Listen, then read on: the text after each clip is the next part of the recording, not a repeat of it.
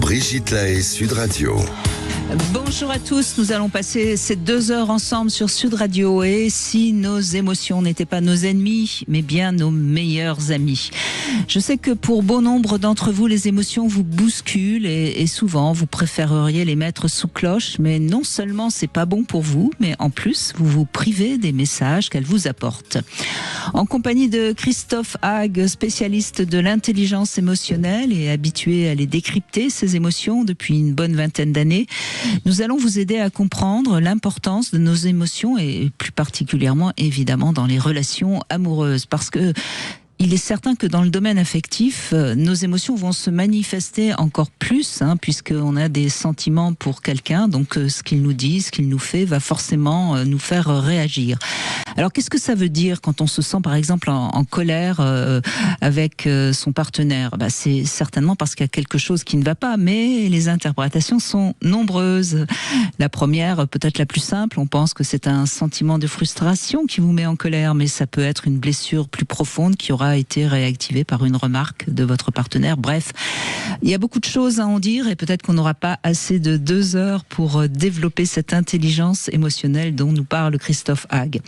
En tout cas, vous pouvez nous appeler au 0826 300 300. Vous pouvez également envoyer un SMS Brigitte au 7 20 18. Après 15 heures, on parlera aussi de Tinder, parce qu'il y a sur Tinder un moyen aussi de décoder ses émotions. Mais pour l'instant, on accueille Christophe Haag qui est avec nous. Bonjour, merci d'être avec Brigitte. nous. Alors vous êtes chercheur et vous cherchez depuis une bonne vingtaine d'années à mieux comprendre et à mieux expliquer, j'ai presque envie de dire, ce qu'est l'intelligence émotionnelle. Et vous nous présentez ce petit guide illustré, l'intelligence émotionnelle, aux éditions Albin Michel. Ça marche bien, je crois. Et je suis pas surprise parce que c'est un livre tout en couleur avec plein de dessins. Et alors, j'avoue que moi, je connais assez bien l'intelligence émotionnelle et j'avais un peu l'impression que c'était un livre pour les bébés. Mais je crois qu'au contraire, il est tout à fait positif pour tous les gens qui ont envie de mieux comprendre. Alors d'abord, c'est quoi l'intelligence émotionnelle ? Alors l'intelligence émotionnelle, déjà, il faut partir du principe que l'intelligence, elle est multiple. Il y a plusieurs formes d'intelligence. Donc, dans notre boîte crânienne, on a une espèce de grande commode à plusieurs tiroirs. Et un de ces tiroirs s'appelle l'intelligence émotionnelle. Donc l'intelligence émotionnelle, en gros, c'est la capacité à raisonner à partir des émotions. Les émotions, ce sont des informations. Donc là, il y a déjà un premier message pour toutes les auditrices et tous les auditeurs. Vous n'êtes pas l'émotion que vous ressentez.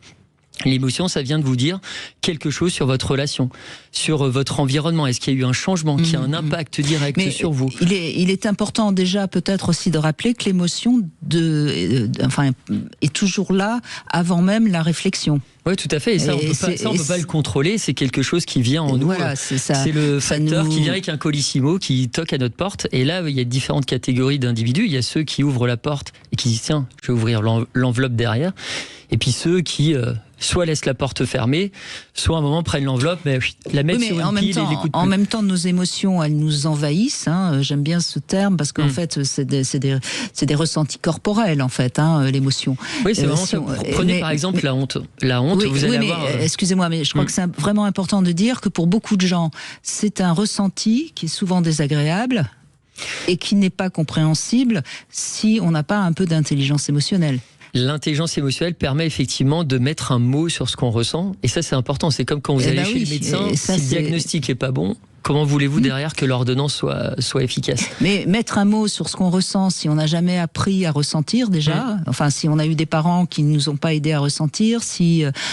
La société nous apprend pas tellement à ressentir. On est plus toujours encore dans je pense donc je suis. Ouais. Et puis moi je parle aujourd'hui même de quotient émotionnel familial. C'est-à-dire, on connaît tous le quotient familial qui est un indicateur économique du foyer. Le quotient émotionnel familial ou parental, ça c'est le niveau d'intelligence émotionnelle des parents. Donc plus celui-ci est élevé, donc plus ces individus savent nommer les émotions, comprendre les logiques émotionnelles, pourquoi telle ou telle émotion engendre ça ou ça chez moi, eh bien si on vit dans un foyer comme ça, on a plus de chances d'accéder à un alphabet émotionnel qui est assez large, de comprendre la subtilité entre la culpabilité, la honte, etc. Est-ce que justement, on parle beaucoup d'hypersensibilité aujourd'hui, on aime bien les termes hyper, etc. Est-ce que on est hypersensible parce qu'on a eu des parents hypersensibles ou est-ce que ça n'a rien à voir ? Alors, il peut y avoir un impact de la sorte, mais globalement, on peut partir du principe que tous les hypersensibles ne sont pas émotionnellement intelligents. En revanche, tous les émotionnellement intelligents sont hypersensibles. Alors je m'explique, l'hypersensibilité, c'est un peu comme ça a du sens en effet. Oui. Ouais, c'est comme une éponge, vous imbibez de plein de choses, vous capturez de l'information que même les autres n'arrivent pas à percevoir, donc vous avez un avantage, j'allais dire concurrentiel, sur les autres personnes. N'empêche que vous avez d'énormes difficultés, quelquefois, à vous auto-essorer.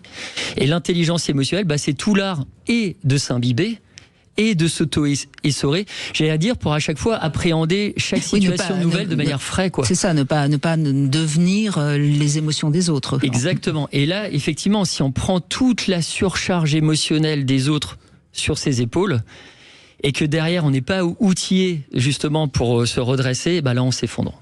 Alors j'ai une question très personnelle à vous poser, Christophe Hague. Est-ce que justement quand on a beaucoup de sensibilité et qu'on a su développer son intelligence émotionnelle, c'est normal d'avoir beaucoup d'intuition ? Oui, parce que l'intelligence émotionnelle, c'est une forme d'intuition. D'accord. L'intuition, ça fonctionne à quoi ? C'est un espèce de moteur psychique dans lequel on doit mettre de l'essence pour que ce moteur se mette en route et que notre voiture avance vers un eureka, vers un tilt, vers une prise de décision. Et cette essence, c'est l'émotion. Donc il y a plusieurs formes d'intuition et parmi celles qui nous intéressent, il y a l'intuition émotionnelle qui est l'intelligence émotionnelle. Parce que l'intelligence émotionnelle, là on essaie de décrypter des choses, on va essayer de décoder, de craquer le Da Vinci Code de telle ou telle logique émotionnelle. N'empêche que ce processus, en quelques centaines de millièmes de seconde, il opère. Donc on sait très rapidement à la sensation, agréable, désagréable, dans mon corps, il se passe un truc. Quand on apprend en fait à se scanner, à mettre un mot sur tel ou tel indice, en termes de ressenti, de tremblement, de sensation, de palpitation cardiaque, de j'ai chaud, j'ai froid, à l'extrémité des pieds, dans le haut du corps, j'ai une sensation de chaleur qui envahit mon corps. Et là, on arrive après derrière à intuiter facilement. Et alors, ce qui est d'extraordinaire, c'est que quelle que soit la culture, quel que soit l'âge, quel que soit le pays dans lequel on a grandi, on a tout être humain a les mêmes émotions et les mêmes manifestations à la fois corporelles et frontales.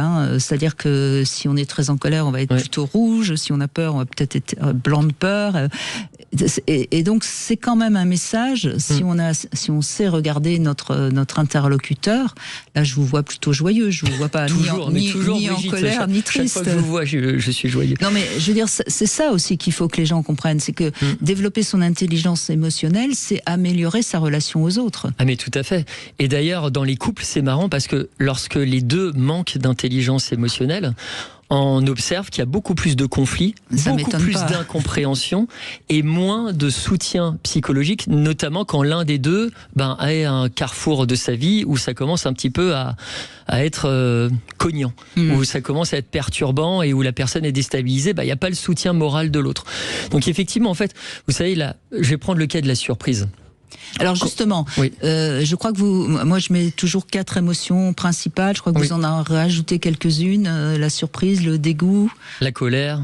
Alors la colère, la joie, la tristesse, la peur, ça c'est les 4 principales que tout le monde cite quand on parle des émotions. Mais vous rajoutez la surprise. La surprise et je crois la joie, on l'a pas cité. Si, je l'ai cité. Joie, tristesse, colère, dégoût.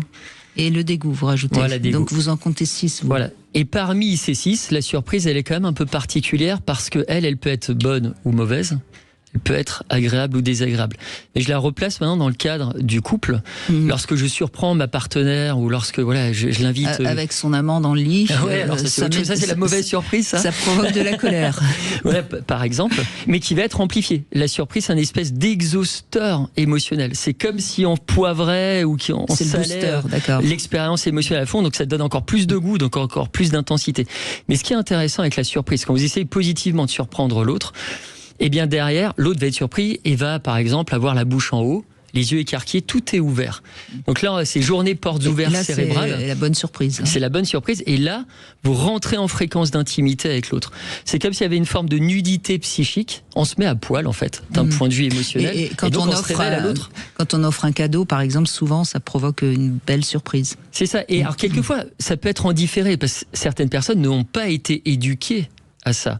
Ont été peut-être dans Voilà, avec des parents qui étaient très austères, qui étaient très dans la routine, etc. Mais on peut, et c'est ça le vrai message d'espoir, je reviens sur ce que vous disiez précédemment, on peut à tout âge, même après 65 ans, des études récentes le montrent, on peut développer son intelligence émotionnelle et donc son ouverture aux autres. Alors ça, c'est les six émotions de base, et puis après il y a ce qu'on appelle des sentiments, des émotions secondaires, etc. Et là on peut mettre la culpabilité, la jalousie, l'envie, la rancœur, etc. Et l'amour, bien sûr. Bien sûr. Et l'amour qui est une espèce de cocktail de plusieurs émotions. Mais qui est un sentiment. Donc c'est pas une émotion, l'amour, c'est un sentiment. Pour certains, ça l'est. Pour moi, non. C'est plutôt un cocktail un espèce de état émotionnel. Ben, moi, je pense donc, pas. Il y a plusieurs émotions qui viennent l'alimenter. Je sais pas si vous êtes d'accord, mais c'est pas une émotion puisque c'est quelque chose qui crée du lien. Donc déjà, parce qu'une émotion, ça crée pas de lien. Alors l'émotion, en fait, j'irais plus, c'est sur la temporalité. Quand on parle d'émotion, on parle de quelque chose d'extrêmement court. Quelques secondes, quelques minutes. Court, oui. L'amour, effectivement, peut être beaucoup plus endurant, mais c'est à chaque fois comme si on remettait une pièce dans la machine, l'amour. C'est-à-dire c'est un état émotionnel qui est un peu méta, mais vous savez, tout souffle s'essouffle. Essayons d'être un peu plus simple, parce que sinon on va pas s'en sortir. Bon, vous avez envie, en tout cas, de parler de vos émotions. Vous avez envie, notamment, par exemple, comme Adeline, de nous dire que vous êtes hypersensible. Eh bien, vous nous appelez au 0826 300 300, et dans un instant, on va écouter Adeline. Sud Radio. Sud Radio. Parlons vrai. Parlons vrai. Sud Radio. Brigitte Lahaie, Sud Radio.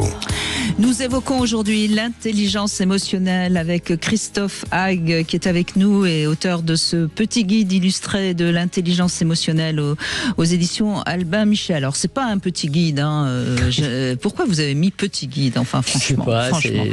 C'est un grand guide. Bonjour Adeline. Bonjour Brigitte, bonjour Christophe. Bonjour. Donc vous êtes hypersensible, vous?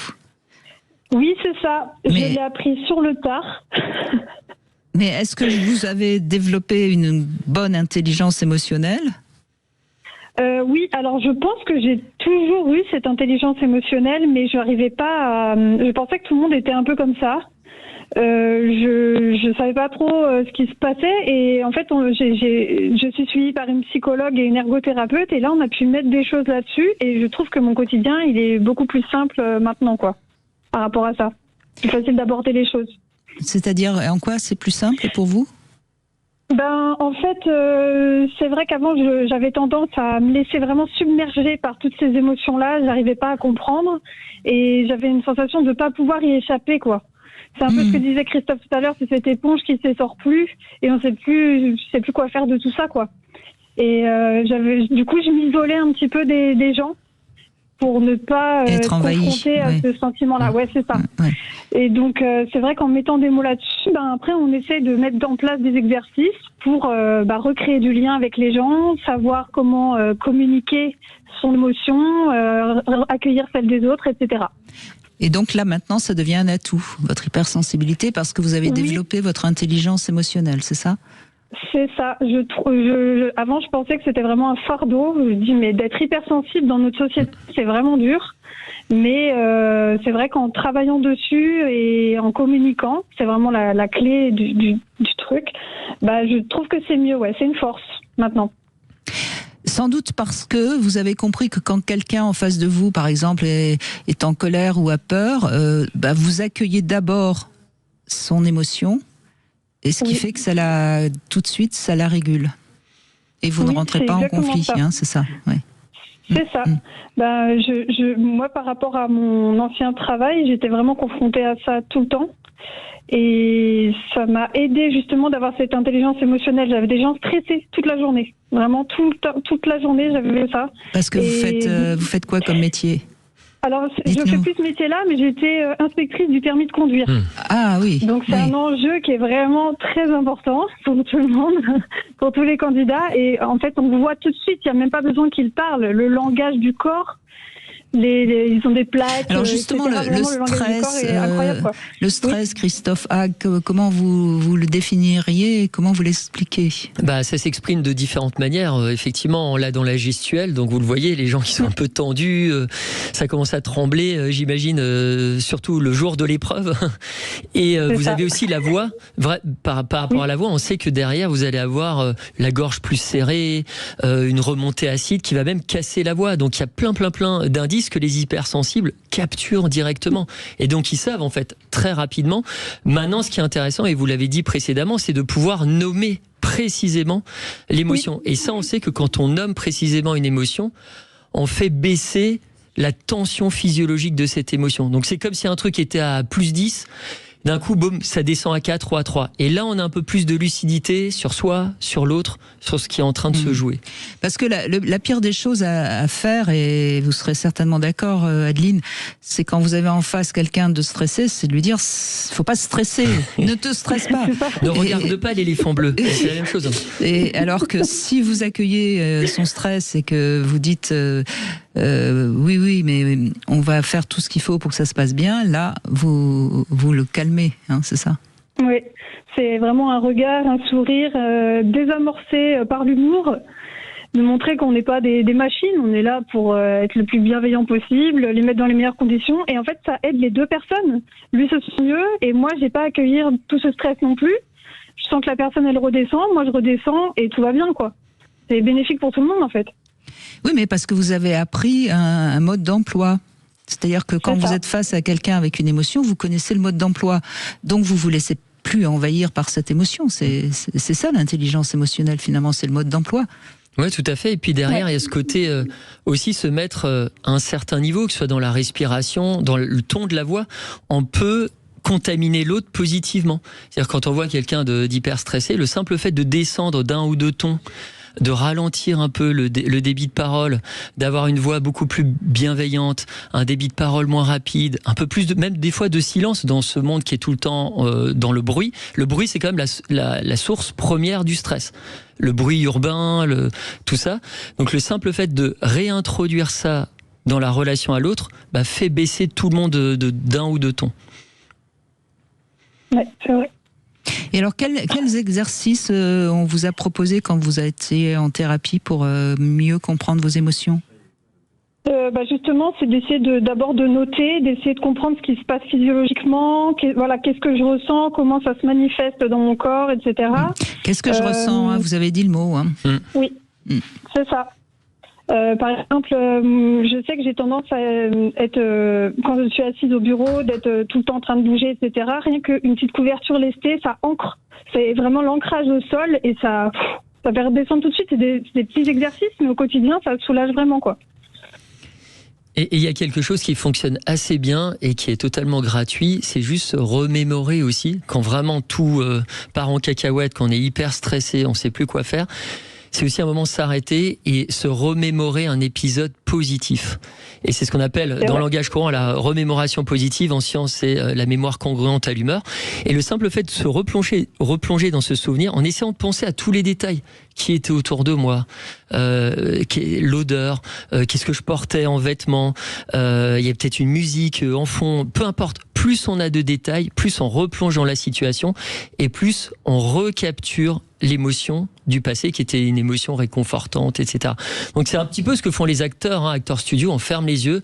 Quand Tom Hanks doit se plonger dans un rôle, hop, il essaye de se nourrir de souvenirs personnels pour revivre des émotions du passé et ici en l'occurrence des émotions positives et donc on sort un petit peu, on se crée une bulle, on sort de cette situation trop stressante. Oui, Adeline. Non, j'écoutais. Je pensais que vous vouliez intervenir derrière. J'attendais.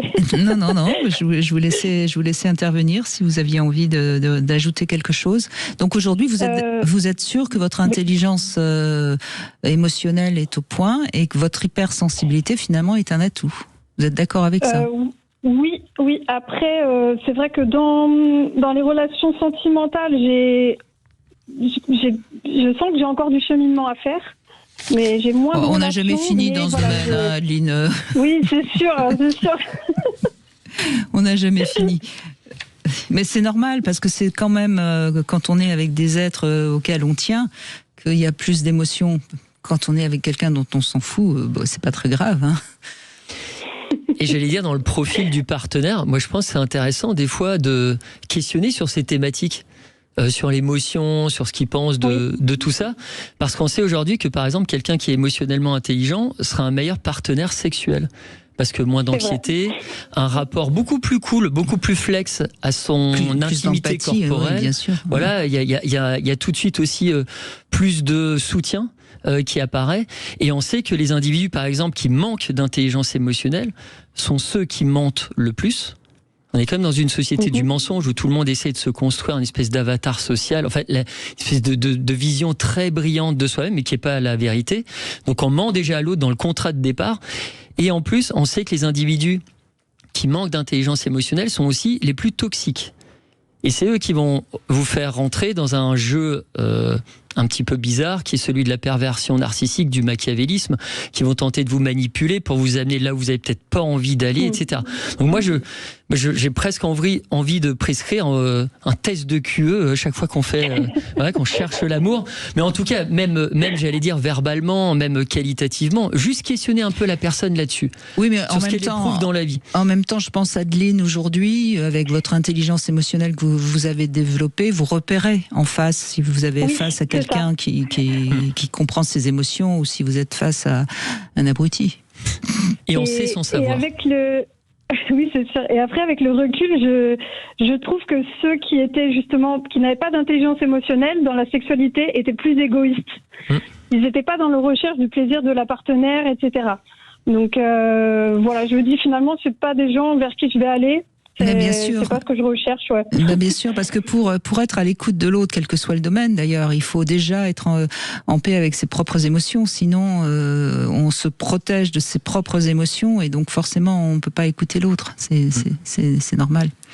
Merci beaucoup Adeline, en tout cas merci de cet échange. On va faire une petite pause, on se retrouve avec le Love Conseil, on va parler des 6 blessures et de leurs peurs, et puis nous aurons Sandrine qui justement aimerait parler de sa manière de communiquer avec son mari.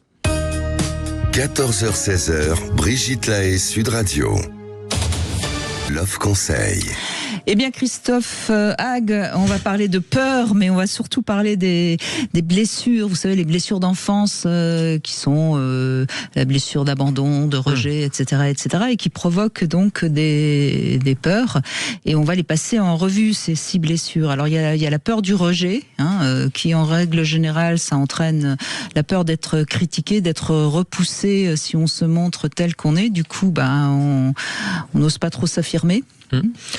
Ouais, vraiment l'une des premières peurs. Nous, on avait fait un sondage auprès de Français et de Françaises là-dessus. Elle était dans le top 5 des peurs les plus fréquentes. Effectivement, parce qu'on veut pas perdre la face, on veut garder une image noble. Celle qui est la plus fréquente, c'est souvent la peur d'abandon, qui revient le plus. Et donc, alors la peur d'abandon, ça fait, la blessure d'abandon, ça fait évidemment la peur d'être quitté. Donc ça pousse à accepter peut-être des choses qui font qu'on n'est plus respecté. On a tellement peur d'être quitté qu'on va subir peut-être des choses qu'on n'a pas envie de subir. La peur de l'injustice, on pense que ce que l'on ressent ne compte pas pour l'autre.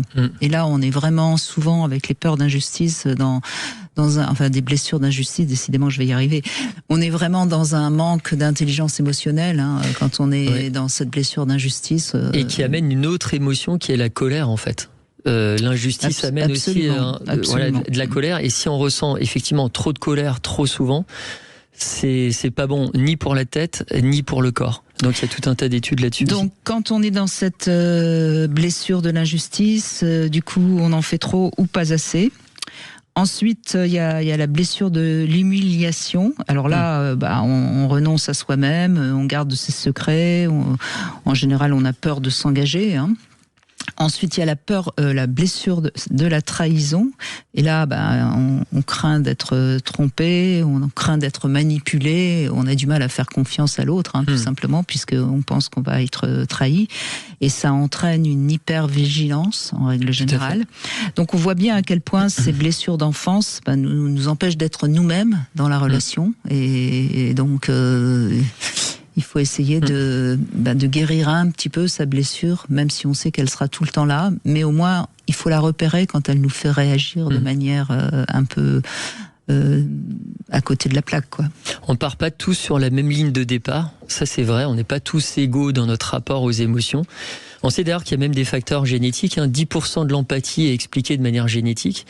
Il y a même des chercheurs aujourd'hui qui ont réussi à identifier des gènes qui sont directement impliqués dans la compréhension, la régulation des émotions. Donc on a tous notre propre bagage, merci aux ancêtres. Maintenant derrière, le vrai message d'espoir, c'est qu'on peut effectivement travailler tout ça. On peut travailler son rapport à la colère, on peut travailler son rapport à l'anxiété, on peut travailler son rapport à la honte ou à la peur d'être ostracisé et mis de côté d'un groupe. Et c'est là où il y a un vrai message d'espoir avec l'intelligence émotionnelle. Il y a cette malléabilité du cerveau. Le cerveau n'est pas un muscle, mais j'ai envie de dire, c'est très prends cette flexible, image, on peut se muscler avec bien le sûr. temps, avec de l'entraînement. Et on sait d'ailleurs aujourd'hui qu'il y a un prime. C'est à 40 ans. Globalement, à 40 ans, c'est là où on a les scores les plus élevés. Et après, il y a une petite tendance à rechuter si on ne travaille pas, si on n'entretient pas la machinerie émotionnelle. Mais aujourd'hui, on commence à avoir des chiffres comme ça qui sortent d'un point de vue démographique, qui sont assez intéressants. Et c'est le moment de jouer avec Sud Radio pour gagner ce stimulateur clitoridien Sona 3. C'est un stimulateur de la marque Lelo avec plusieurs réglages. Je crois qu'il y en a 10 et puis qui peut être associé à une application Lelo pour accéder à 2 modes supplémentaires et à une fonction Love Bridge pour les jeux en couple à distance. Donc il y a de quoi s'amuser, si je puis dire. Et si vous avez envie de gagner ce stimulateur Lelo, eh bien vous envoyez dès maintenant Brigitte au 7 20 18 par SMS et l'un d'entre vous sera tiré au sort autour de 16h. Bonne chance à tous. Et c'est Sandrine qu'on va retrouver. Bonjour Sandrine. Bonjour. Bonjour Brigitte, bonjour Christophe. Bonjour. Merci d'être avec nous. Donc vous êtes en couple depuis très longtemps. Oui, depuis 33 ans. Donc ça doit aller quand même, la communication. Oui, alors c'est de mieux en mieux. C'était difficile. Bon, c'était difficile, oui. Et pourquoi et comment vous avez fait? Je crois que vous utilisez des petits mots pour dire ce que vous ressentez. Ça a été ça, votre méthode? Alors oui, c'est vrai que quand je ressens qu'il y a un malaise entre nous, une incompréhension, je suis consciente que le dialogue est important. Donc moi, le dialogue, j'ai pas de problème avec le dialogue, pas du tout. Mon mari en a un peu plus.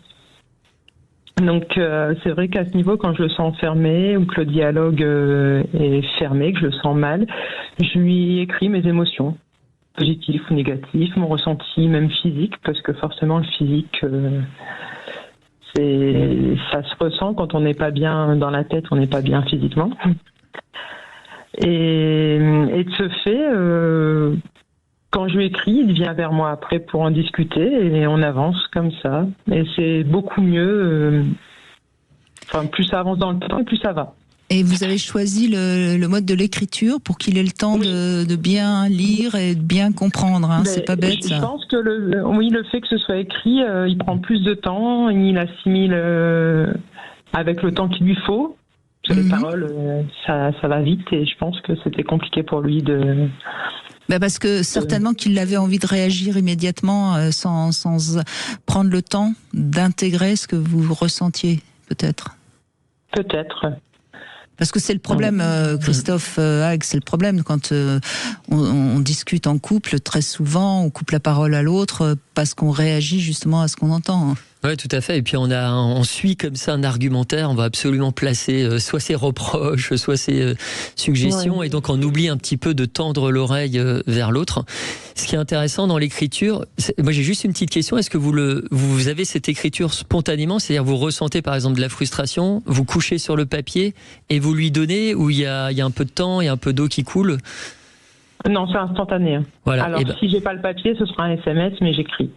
Et ça c'est important parce que vous avez des études qui vous montrent, je reprends le cas de la frustration, je sais pas, l'autre vous écoute pas assez, il y a un manque de communication, vous avez des projets de vie qui commencent à être dissonants, qui s'écartent comme ça, il y a de moins en moins de considération, donc on est frustré, c'est cette espèce de tension là qui nous prend intérieur parce qu'il y a quelque chose d'important qu'on veut absolument partager avec l'autre mais que l'autre rejette, limite, empêche.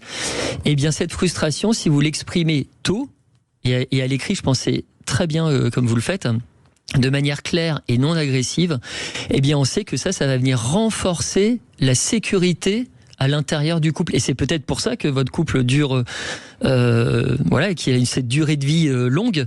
C'est parce que derrière, vous avez su à chaque fois exprimer la chose dans l'œuf et derrière amener automatiquement presque cette espèce de confiance mutuelle. Oui, tu oses me dire ou m'écrire les choses. Mais ça revient à ce que vous disiez en début d'émission, Christophe Hague. Elle essore son trop plein émotionnel. C'est l'essorage, ouais. En écrivant et en donnant le saut, si je puis dire, à son mari. Oui, c'est pour éviter que ça déborde et que ça parte dans des ampleurs qui n'ont pas lieu d'être en plus. Vous savez, les trois quarts des rancœurs viennent de ça, de ce qu'on n'a pas pu dire ou ce qui n'a pas été compris de la part de l'autre. Et du coup, on le garde pour soi et ça finit par nous éloigner. Hein.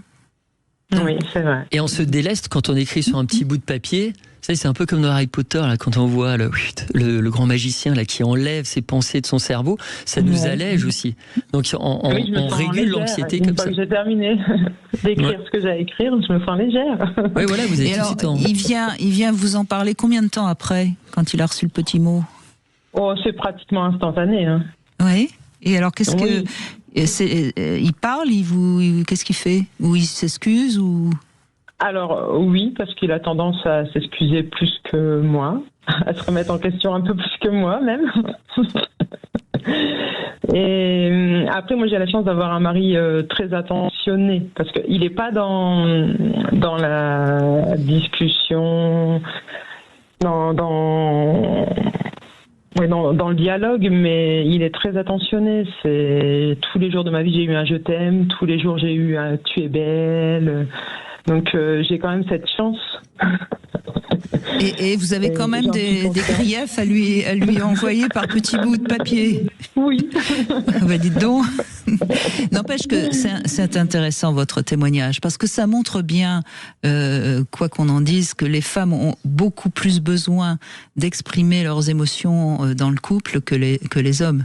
Alors est-ce que c'est parce que les hommes sont habitués depuis la nuit des temps à ne pas montrer leurs émotions? J'en sais rien, peut-être que ça évoluera au fil des années, mais pour l'instant on en est encore là, Christophe Hague. Toutes les études montrent, on en a mené une comme ça sur à nouveau plusieurs milliers de Françaises et de Français, et qui montrent que globalement les femmes ont une intelligence émotionnelle supérieure aux hommes. Je parle statistiquement, ça veut pas dire qu'il n'y a pas d'hommes avec un niveau d'intelligence émotionnelle élevé, mais effectivement cette matière-là, parce qu'elles sont aussi entraînées. Quand on est une jeune adolescente à la puberté, qu'on est envahi d'un tsunami hormonal et que derrière c'est tout de suite camp d'entraînement militaire aux émotions intenses, aux émotions perturbatrices, effectivement tout de suite on se muscle plus rapidement. Donc on a un rapport aussi plus rapide, plus précoce et ça devient quelque chose de central aussi dans notre vie. Et ce qui est intéressant aussi, c'est que votre partenaire s'excuse. Ça, c'est aussi une espèce en voie de disparition, parce qu'on est aussi aujourd'hui dans le règne de je veux absolument pas perdre la face. Je veux absolument tout justifier, même injustifiable. C'est pas nouveau, ça, chez les hommes. C'est pas nouveau, mais on est dans ça parce qu'avec les réseaux, parce que l'image, parce que voilà, on est visible de partout. Et derrière, le fait de pouvoir dire oui, j'ai été bête, j'ai fait une erreur, je m'excuse. Ça, c'est extraordinaire parce que c'est la première source de désamorçage d'un conflit. Un conflit, c'est quoi? C'est une voiture qui fonce à toute vitesse contre un mur. Eh bien, si vous enlevez ce mur, il n'y a plus d'impact. Et donc, derrière, il n'y a plus de conflit. Donc, le fait de s'excuser est quelque chose qui vous permet de détruire ce mur à conflit. Oui, c'est vrai. Bon, et de temps en temps, il parle un petit peu de quelque chose qu'il a ressenti ou jamais? Oui, ça arrive de plus en plus souvent. En fait, le fait de ne pas avoir lâché, d'avoir essayé de parler le plus souvent possible quand on en avait besoin, ça devient pas systématique, mais c'est de plus en plus souvent. Bon, ça montre bien que quand il y en a un des deux au moins qui fait l'effort de vraiment dire tout ce qu'il ressent et puis de pas lâcher, ça permet quand même au couple de durer, parce que finalement, ce qui est important, c'est d'arriver à vider, si je puis dire, son sac émotionnel, et puis on repart à zéro, et puis les études le montrent. Il suffit d'un des deux avec un niveau d'intelligence émotionnelle très élevé pour garantir une certaine forme d'harmonie dans le couple. Et lui, en plus, sait se protéger parce que quand vous êtes émotionnellement intelligent, parce que c'est compliqué de porter comme ça le couple sur ses épaules, ces personnes émotionnellement intelligentes sont vraiment capables à un moment de se décontaminer du toxique. Elles trouvent des ressorts, des exercices qui sont propres à chacun pour un moment s'alléger aussi. Oui. Eh bien, merci beaucoup Sandrine de votre témoignage. On continue Merci. On continue dans un instant avec Marlène qui a dû quitter son partenaire parce que il l'épuisait émotionnellement. Il nous dit ça dans un instant. Vous voulez parler à Brigitte Lahaie ? 14h-16h, Brigitte Lahaie, Sud Radio. Eh bien, Christophe Hague est avec nous et il vous propose ce guide illustré de l'intelligence émotionnelle aux éditions Albin Michel. Il y a beaucoup de tableaux, de dessins, il y a vraiment tout ce qu'on peut apprendre. C'est même, j'allais dire, un livre qu'on peut donner à des ados. Oui. C'est pas, enfin, je veux dire, c'est vraiment pour un peu se décoder émotionnellement. Et c'est vrai qu'il y a, enfin, vous avez fait un travail remarquable. Puis la dessinatrice Mélodie Danturc, qui a un superbe coup de crayon et qui était aussi sensible. Je crois que quand on fait un livre comme ça, il faut être sensible à la thématique. Bien sûr, oui. Et cet univers-là, en tant qu'artiste, elle le vit H24. Et il y a même des tas de tableaux. Enfin bon, c'est vraiment un livre très très complet si vous avez envie de mieux comprendre l'intelligence émotionnelle. Alors nous avons Marlène qui doit être encore en train de ruminer tout ce qu'elle a dû vivre avec son partenaire puisqu'elle nous a lâchés. Et nous avions quelqu'un qui visiblement nous a lâchés aussi. Donc c'est pas grave. On va accueillir votre camarade qui est avec nous et qui travaille donc sur Tinder. Bonjour Ben Puy-Grenier. Pardon. Merci d'être avec nous. Alors justement, vous avez mis sur Tinder, donc surtout pour la génération Z, les 18-25 ans. Des moyens de mieux comprendre où ils en sont sur leur intelligence ? Ouais, en fait, 60% des membres de Tinder en France, ils ont entre 18 et 25 ans. Et on fait beaucoup d'études. On essaie de les écouter un maximum sur l'ensemble de leurs préoccupations. Et il y a à peu près 6 mois, on s'est rendu compte que pour eux, l'intelligence émotionnelle, c'était extrêmement sexy. Et c'était notamment sur les profils, je recherche quelqu'un qui est émotionnellement intelligent, qui sera à l'écoute de ses émotions, ou même je cherche quelqu'un qui comprend juste le concept de santé mentale. Et donc c'est là où il y a eu un gros déclencheur chez nous. On s'est dit qu'est-ce qu'on peut faire, parce que donc Christophe avait ce magnifique livre qui est un outil que tout le monde devrait avoir au quotidien. Mais comment on fait aujourd'hui pour expliquer de manière massive à tout le monde ce que c'est l'intelligence émotionnelle. Et donc on a bossé avec Christophe sur un questionnaire qui est en 9 questions et qui permet d'identifier, de comprendre et d'essayer de réguler ses émotions. On a pris ce questionnaire-là et on l'a mis dans Tinder. Et aujourd'hui, tous les membres de Tinder en France doivent passer un peu ce détecteur d'intelligence émotionnelle, qui est un super outil pour nous, pour les faire réfléchir quand ils essaient de trouver l'amour ou un partenaire. Alors on reviendra avec vous après les infos justement sur comment ça marche et qu'est-ce que vous pouvez nous dire justement sur leur intelligence émotionnelle de ces jeunes de la génération Z. Mais ça y est, Marlène est là. Bonjour Marlène. Bonjour, je suis désolée, je vous ai fait peur apparemment. Oh, peur, n'exagérons rien. Vous savez, je suis assise dans un studio avec 2 hommes tout à fait sympathiques. J'avais de quoi continuer à... Vous aviez de quoi faire entre 2 hommes sympathiques, je comprends. Voilà, mais je suis quand même ravie de vous entendre, Marlène. Parce que c'est quand même... Votre témoignage me paraît intéressant. Est-ce qu'on quitte quelqu'un parce qu'il nous envahit émotionnellement ? On quitte quelqu'un quand l'envahissement est tellement important que c'est soit on le quitte, soit on en meurt. Ah, racontez-nous, qu'est-ce qui se passait alors ? Eh bien, il se passait que moi, j'étais avec un homme extrêmement territorial et avec un manque d'empathie profonde pour l'autre. Mais vraiment, quand je vous dis un manque d'empathie, c'est vraiment une limite à comprendre ce qui se passe pour l'autre. Et avec parfois même une mauvaise lecture émotionnelle, une très grande difficulté à comprendre l'impact des mots. Et moi, je me suis retrouvée avec des phrases répétées qui sont d'une violence extrême pendant des années. Et à un moment donné, pour pouvoir rester en relation avec cet homme-là, il aurait fallu... J'en étais au stade, ce que les psys appellent le shutdown. Mais vous êtes resté longtemps avec lui, visiblement. 22 ans, ouais. Alors ça, c'est intéressant, c'est triste parce que je pense que vous avez dû en payer le prix après pour vous reconstruire.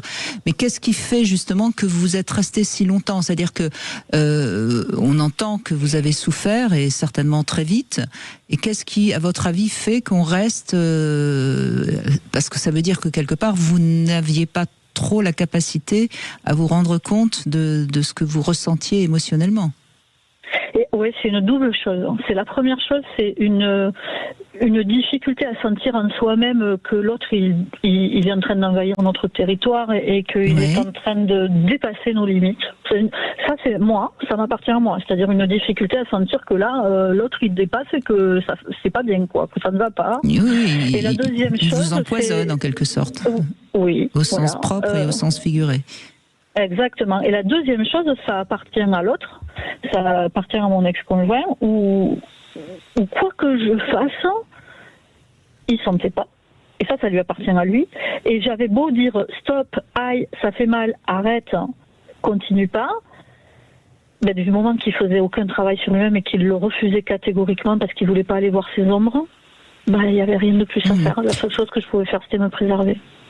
Oui, donc là, vous aviez affaire à quelqu'un de très toxique, qui certainement, d'ailleurs, ne ressentait pas grand-chose par rapport à lui non plus. C'est ces personnes qui sont totalement étrangères à tout ce qui est d'ordre émotionnel.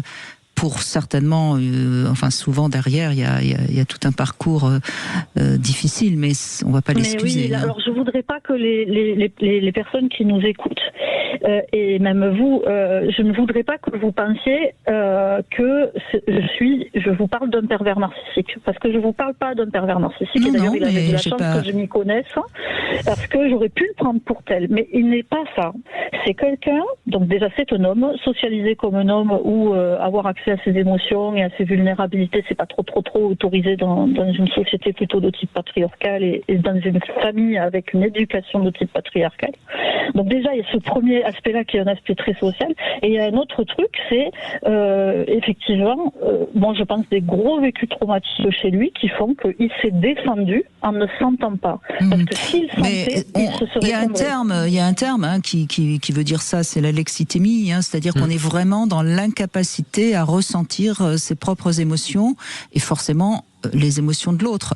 Et je dirais même que vos émotions devaient l'agacer, le perturber, parce que ça le mettait en danger. Inconfortable oui, c'est ça. Ce sont des gens qui en fait ils veulent tellement se protéger. Et qu'ils se défendent de l'émotion de l'autre parce que l'émotion de l'autre les envahisse. Alors du coup, en fait, ils se coupent. Ils se coupent. Et moi, je sais même pas. J'en ai tellement souffert. Je sais même pas si ça l'envahissait, mais c'était, à mon avis, il devait vous dire, mais arrête, t'en fais trop. Qu'est-ce que c'est ? Enfin, vous voyez, je pense qu'il devait. Ah oui, c'est ça. C'est ça. Hein. C'est-à-dire que vous étiez pour lui, vous étiez une véritable femelle émotionnellement débordante, quoi. Oui, j'ai vécu 22 ans et quand je vous dis 22 ans, mais je vis encore sous le même toit que lui. La séparation est en cours, elle date d'il y a 7 mois, donc c'est récent. Hein. Donc et en fait le truc c'est qu'une fois que j'ai décidé de me préserver moi, de préserver mon intégrité psychique en le quittant, que j'ai senti qu'à un moment donné là, en fait, si je voulais rester avec lui, ce serait au prix de moi-même. Maintenant que je suis plus avec lui, me rends compte de tout ce qu'il me dit au quotidien, qui est absolument impensable, mais je le sentais pas avant.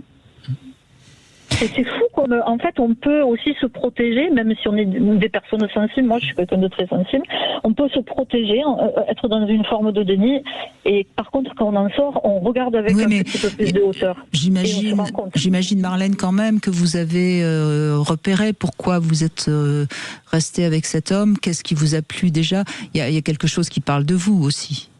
Oui, mais bien sûr, c'est ce que je vous disais, la première partie, et la plus importante, c'est ce qui parle de moi. Moi, j'ai Je suis moi-même socialisée comme une fille, une jeune fille, une fille qui a eu un papa qui n'écoutait pas. Qui n'écoutait pas, voilà. Donc le premier homme de ma vie qui ne m'a pas écouté, le premier homme de ma vie qui m'a dit des choses qui étaient extrêmement douloureuses, mais parce que en fait il parlait de lui et il faisait pas gaffe à l'impact de ses paroles sur moi. Mais évidemment, c'était mon père. Donc moi, avant de m'entendre et tu as le corps d'une femme de 50 ans, par exemple, ça c'est une phrase qui soi-disant parlait de moi, mais qui parle plus de lui que de moi. Ben je me suis entendu dire des années auparavant par mon propre père. Avant on te prenait pour un demi-dieu, maintenant on te prend plus que pour une demi-merde. J'avais 17 ans. Mon père, quand je lui en ai reparlé récemment, j'ai 40 balais maintenant. Il m'a regardé, il avait les larmes aux yeux, il m'a dit ça c'est des conneries d'homme.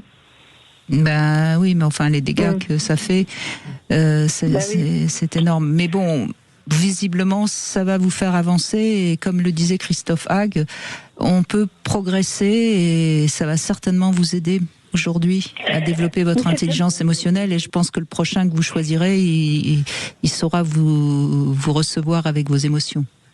Mais ce qui est très compliqué, si je peux me permettre de rajouter Bien ça, sûr, c'est que moi, il y a un truc qui me fatigue profondément, c'est de devoir faire respecter mes limites un peu en permanence, mais on est tous dans cette obligation-là de poser des noms aux autres, tous.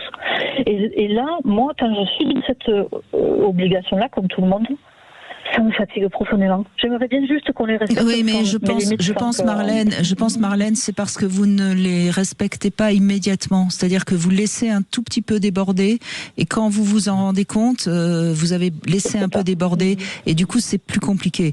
Poser ses limites quand on sait le faire immédiatement, c'est-à-dire dès que l'autre fait 1 centimètre de trop sur notre territoire, à ce moment-là c'est très facile. Mais vous êtes d'accord, Christophe Hague, c'est ce qu'on disait tout à l'heure avec la frustration. Plus elle est exprimée tôt, plus on la désamorce. Et de toute façon, dans la relation, vous savez, quand vous n'avez pas une fluidité naturelle dès le début et que tout est obstacle, tout est énergivore d'un point de vue émotionnel, à un moment, il faut aussi se poser des questions de est-ce qu'on est compatible en fait. Il y a cette vraie question-là et souvent on veut un peu forcer le destin parce qu'on a des croyances, parce qu'on a comme ça des idées reçues sur qui en voudrait à ses côtés, etc. Marlène a bien compris que ça venait de son père, évidemment, tout ça. En tout cas, Marlène, oui, moi je vous invite vraiment à comprendre que les limites, ça se respecte tout de suite. Et ça, vous devriez commencer à le faire dans la vie quotidienne, parce que c'est dans la vie quotidienne que c'est plus facile. C'est toujours plus difficile de poser ses limites quand on est avec des personnes qu'on aime, parce qu'on a envie de leur faire plaisir. Mais dans la vie de tous les jours, ben, je sais pas, par exemple, vous avez quelqu'un qui vous passe devant, et bien posez vos limites, dites-lui attendez, j'étais là avant vous, voyez, là vous risquez pas grand-chose, mais ça va vous apprendre à vous respecter beaucoup plus. Bon courage Marlène, et parce que il va falloir en effet peut-être un petit peu de temps pour oublier cette relation qui était quand même très toxique.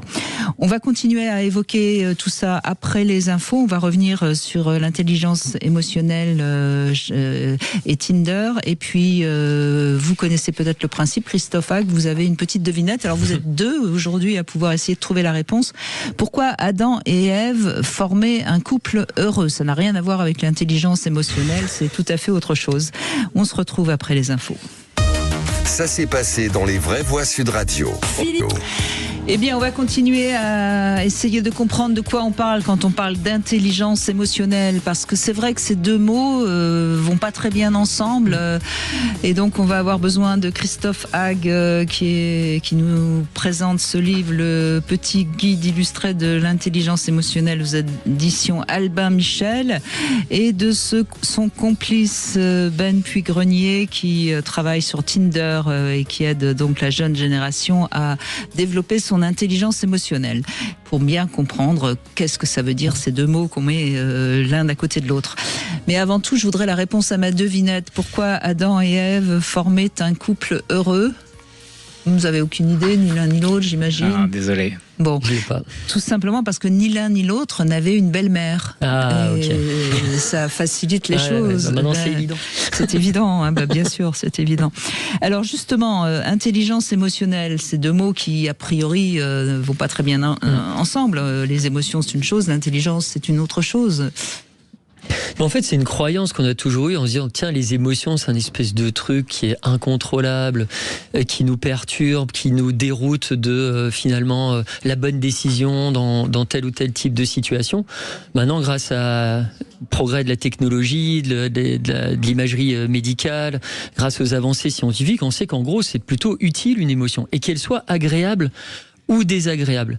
Parce que souvent on se dit tiens, c'est utile parce que ça parle de nous et ça nous dit que on a quelque chose qui nous dérange ou qui nous attire. Hein. Tout à fait. Et quand quelque chose nous attire ou quelque chose finalement vient conforter une idée, on va un petit peu plus creuser là. Si c'est vraiment quelque chose qui nous détourne, on va se poser des questions aussi, à se dire tiens, est-ce que le modèle que j'avais en tête de pensée est le bon ou pas. Et vous savez, c'est comme les nuisibles, quand les limaces, les araignées, on se dit tiens, c'est dégoûtant, c'est machin, mais en réalité ça sert. Si Bien on sûr. les supprime, regardez Marlène qui quelque part s'est laissée un petit peu trop longtemps vivre avec quelqu'un qui ne lui permettait pas de respecter ses limites. Et c'est sans doute la colère qui l'a extirpé de cette situation-là. Certainement. C'est-à-dire un moment, c'est non, ras-le-bol. C'est injuste ce qui m'arrive. Il y a un manque de tout. J'ai pas mérité ça. Voilà. Et effectivement, il faut quelquefois des émotions qui nous prennent comme ça par Bien le sûr. cou et qui nous soulèvent et qui nous disent ok, maintenant réagis, redeviens lucide. Alors Puy-Grenier, vous travaillez pour Tinder et vous aidez donc les jeunes adolescents à mieux comprendre leurs émotions. Est-ce que c'est quelque chose de plus difficile quand on est jeune, justement, parce qu'on est en pleine puberté, on a plein d'autres idées, peut-être, notamment les garçons, je pense, avec leurs pulsions sexuelles, que d'écouter l'autre, finalement? C'est une super question. Je pense qu'il y a 20 ans, il y avait le quotient intellectuel, c'était très sexy d'avoir un gros quotient intellectuel avec un gros chiffre. Nous, ce qu'on voit aujourd'hui chez les jeunes, c'est que ce qui est sexy, c'est d'avoir un quotient émotionnel qui soit plutôt élevé. Et donc, c'est arriver justement à se comprendre soi-même, être capable de déchiffrer une émotion, être capable d'être honnête. Et donc tout ça, c'est plus qu'une tendance qu'on voit sur Tinder, c'est un mouvement de fond. C'est plutôt une bonne nouvelle. Ça voudrait dire qu'on améliore nos qualités relationnelles. C'est une très bonne nouvelle. Et j'ai pas envie de dire merci à la pandémie, mais c'était exactement ça, puisqu'en fait, je pense qu'on a oublié beaucoup l'impact du Covid ou énorme solitude chez les jeunes. Nous, on a fait des grosses études là-dessus et on s'est rendu compte que si vous prenez la rencontre humaine après le Covid, chez les jeunes, ça les a fracassés dans tous les sens. Ils savent plus ce que c'est que de se rencontrer dans la vraie vie. Vous avez des jeunes qui n'ont grandi que sur le digital, donc ils ont pas fait de date au resto. Vous avez aussi un peu cette génération on a tout dans l'instant, génération Amazon. Donc par exemple, quand je vais sur Tinder, la première personne que je vois, ça doit être la bonne, alors que c'est absolument pas vrai du tout. Et donc ce qu'on essaie de faire nous, c'est de prendre un peu de recul et d'essayer de dire à cette génération, réveillez-vous, et c'est votre vraie personne que vous devez montrer. Et donc l'authenticité devient un peu le critère numéro 1 si vous êtes très sexy. Ou comme les jeunes disent, bankable sur Tinder. Donc avec une intelligence émotionnelle élevée. Vous restez avec nous, Ben Puy-Grenier, et vous pouvez intervenir si vous le désirez, puisque votre micro reste ouvert. Pour l'instant, c'est Pauline qui nous rejoint. Bonjour Pauline. Bonjour Brigitte, bonjour messieurs. Bonjour. Et vous avez un homme qui vous aide à gérer vos émotions. Mais vous l'avez trouvé où? Je l'ai trouvé par le biais d'amis. D'accord, oui. Et il est plus âgé que moi. Mmh. Beaucoup plus âgé? On a 15 ans d'écart. Oui, ça va. Mais en même temps, ça peut-être jouer. Vous avez quel âge, vous, Pauline? Moi, j'en ai 25. Oui, donc vous êtes très jeune. Et en effet, un homme un peu plus mûr, peut-être, est plus déjà un peu plus apte à gérer ses émotions, parce qu'un jeune homme de 25 ans, on est d'accord, hein, c'est encore c'est brut, c'est un peu brut de décoffrage. J'ai jamais trouvé cette capacité à entendre et à faire à être patient de ma non-verbalisation. Parce que vous avez du mal à vous exprimer. Oui, je ressens des sentiments ou des frustrations, hein, mais je ne les verbalisais pas. Et lui insiste et il accepte mes émotions. En tout cas, bravo, vous avez pris la parole. Pour quelqu'un qui a du mal à s'exprimer, c'est un sacré challenge quand même. C'est plus facile à la radio, je pense. Ouais. Et c'est fou comme les chiffres sont parlants, parce que 25 plus 15, ça fait 40. Quand je vous disais précédemment que généralement vers le début de la quarantaine, on expérimente une intelligence émotionnelle assez élevée, on a un certain niveau de maturité, on pratique aussi plus facilement l'écoute active. Et c'est vrai que vraiment écouter l'autre, à nouveau, ça c'est quelque chose qui est assez rare dans la société. Et c'est en écoutant l'autre que finalement l'autre se livre et qu'on ouvre le robinet de la confidence, la verbalisation, etc. Donc ne serait-ce qu'à un moment se taire et laisser l'autre parler, ça déjà c'est aidant. C'est effectivement ça. Vous avez dit les mots de ma relation. C'est qu'aujourd'hui, je suis avec un homme qui est capable de se taire pour me laisser parler. Et il m'écoute activement. Et vous savez, c'est la devise en poker, faut savoir donner pour recevoir. C'est la même chose d'un point de vue émotionnel ou d'un point de vue attentionnel. C'est-à-dire, si vous donnez de l'attention, à un moment ou à un autre, vous avez un espèce de retour sur investissement affectif. L'autre personne va se livrer et c'est là que l'échange devient fluide. Et à nouveau, c'est ce qu'on recherche. On recherche une certaine forme de fluidité. Mais vous savez, on parlait avant, Ben parlait du digital, la génération Z qui a été biberonnée en fait, avec le digital qui s'adresse systématiquement, la tête un peu inclinée vers le bas, à regarder son écran. On a perdu l'habitude de regarder l'autre dans les yeux. Alors il y a ça, et puis il y a autre chose, et à mon avis, Pauline, vous avez certainement ça, c'est-à-dire qu'il y a aussi l'accueil du corps, c'est-à-dire qu'il y a du toucher, il doit vous accueillir avec son corps non? Oui. Parce que ça, c'est quand même important. On parle toujours du langage, de la parole, mais l'échange corporel qu'il y a, notamment dans le couple, dans l'intimité du couple, c'est quelque chose de très important. Moi, je dis souvent que parfois, si un homme ne sait pas quoi dire parce que sa compagne est triste, simplement de la prendre dans ses bras, c'est presque mieux qu'un long discours. Oui, je parlais du verbal, mais du non-verbal aussi. Hein. On est d'accord, je n'ai pas précisé, mais oui, totalement.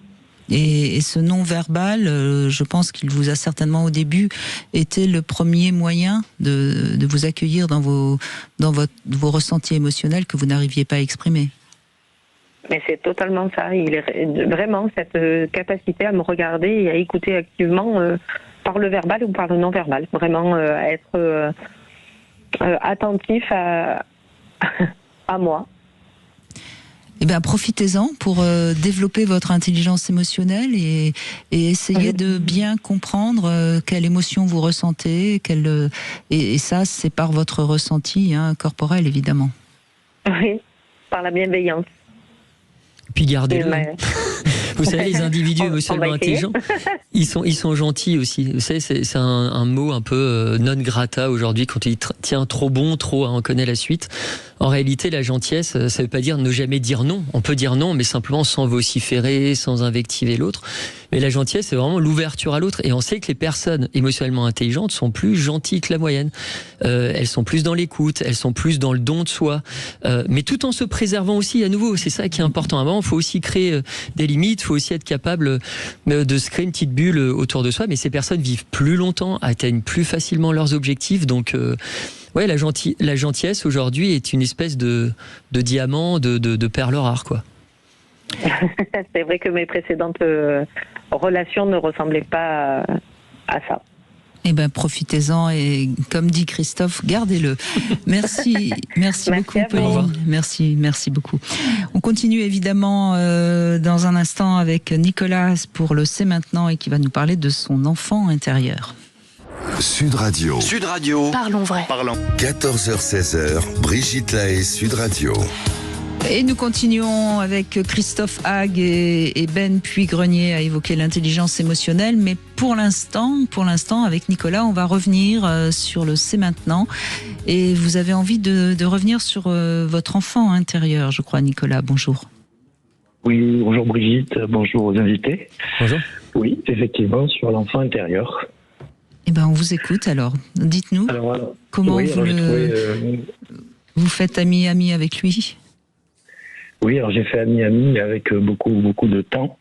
Et je trouve qu'aujourd'hui, il est essentiel dans ma vie parce que vous dites souvent que la personne la plus importante, c'est nous-mêmes. Et en fait, cet enfant intérieur, qui est bien sûr symbolique, s'est construit dans notre enfance avec nos peurs, avec nos joies, avec tout ce que peut vivre un enfant, et il est resté en nous. Et moi, je l'appelle mon meilleur ennemi parce qu'il m'a fait faire des bêtises et il m'a fait faire de belles choses. Et qu'en grandissant et en vieillissant, je vais dire, j'ai compris qu'il jouait un rôle essentiel dans ma vie et qu'il m'envoie les informations nécessaires à mes décisions, mais qu'il a fallu prendre le temps de le comprendre, de lui parler, d'échanger avec lui pour que je puisse mieux me connaître et prendre les bonnes décisions aussi. Mais oui, parce que cet enfant intérieur dont vous parlez, Nicolas, d'abord, c'est la base de votre éducation et forcément de votre identification à votre personnalité, parce qu'on s'identifie en fonction des adultes qui sont autour de nous. Quand on est enfant, on se construit. Oui. Notre moi, il n'est pas instantané. C'est une construction quotidienne. Et donc il y a ça déjà, et puis ensuite ce qu'on aime, parfois je dis c'est important de se rappeler qu'est-ce qu'on aimait bien quand on était enfant, parce que ça parle forcément de nos premiers désirs, de nos premiers espoirs, de nos premières motivations. Quand on parlait de la remémoration positive, des fois on fait un saut dans le temps quand ça va pas bien et on se retrouve, je sais pas, dans la verte prairie, à flanc de coteau, avec un soleil comme ça qui nous caresse la peau, nos amis, des jeux d'enfants, et c'est ça qui nous permet quelquefois de transformer le négatif en positif. Et ce qui est intéressant, on le disait juste avant en off, c'est la récréation. C'est-à-dire on est dans un monde aussi quelquefois qui est sérieux, ou des fois nous-mêmes on se prend trop au sérieux, et on sait que quand on pratique par exemple l'autodérision, ce qui est pas évident quand on veut soigner un peu son ego, mais dans des moments où ça va pas bien, on fait appel finalement à presque des intuitions d'enfants, et là ça va activer dans le cerveau certaines zones qui vous permettent de produire plus d'idées, notamment des idées qui vont vous permettre de solutionner un problème. Et en plus, ça déclenche une pompe à endorphine qui fait que vous vous sentez un peu posture supermanesque, fort dans la situation, prêt à affronter tout ça. Donc, ce qu'on appelle en psycho la pensée latérale, en fait. L'enjeu ne doit pas tuer le jeu. Oui, et le jeu, justement, quand on est enfant, c'est la première façon de se faire plaisir pour les enfants, c'est de jouer. Et en plus, ça développe l'imagination.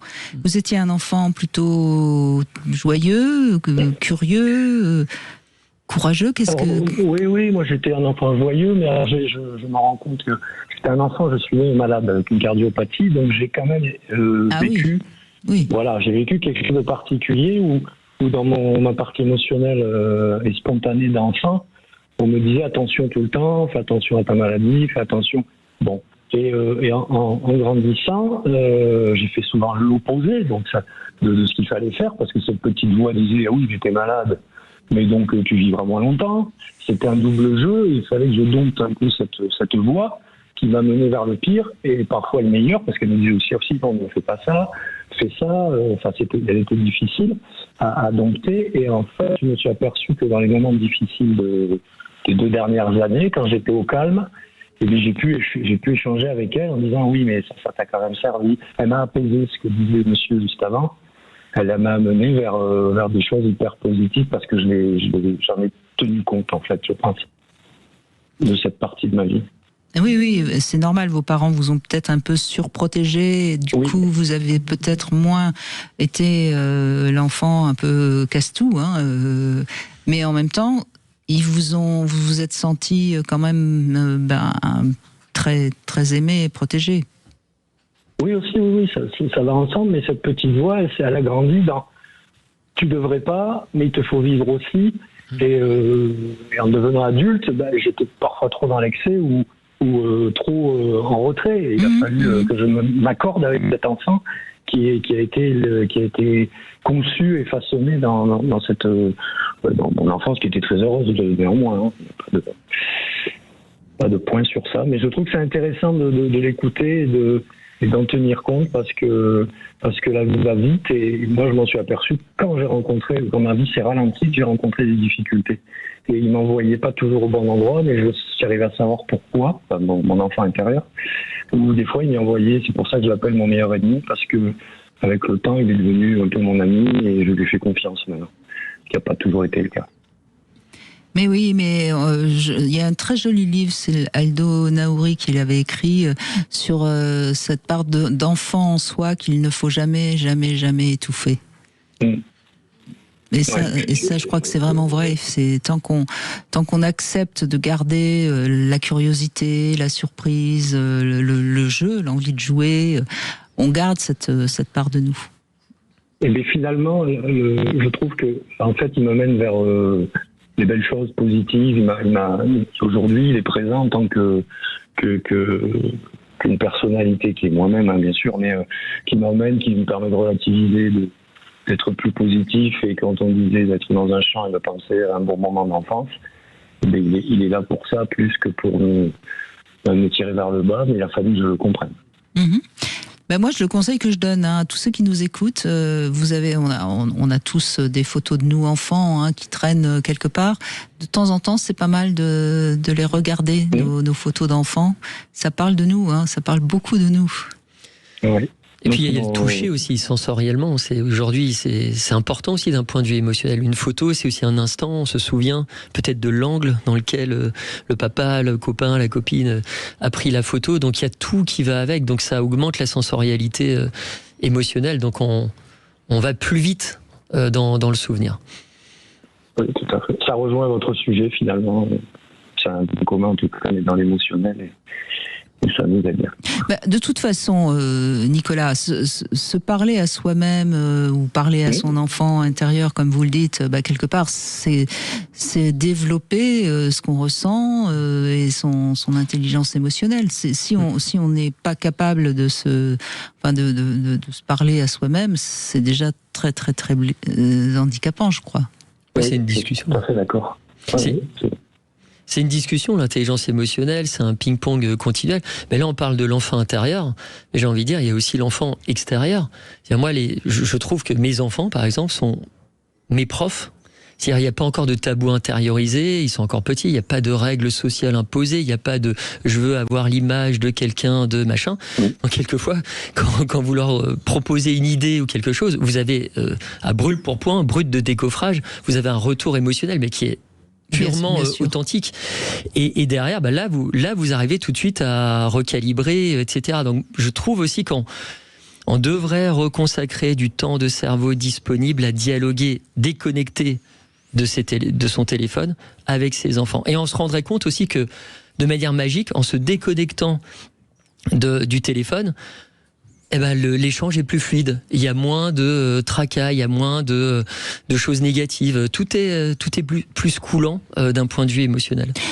C'est Robert Zuili qui a écrit des jolis livres pour les parents, justement pour les aider à mieux communiquer sur les émotions avec leurs enfants. Et je crois que ça, c'est quand même aussi important, parce que il est évident que lorsqu'on a eu des parents qui comprennent nos émotions, on part avec un bagage supplémentaire.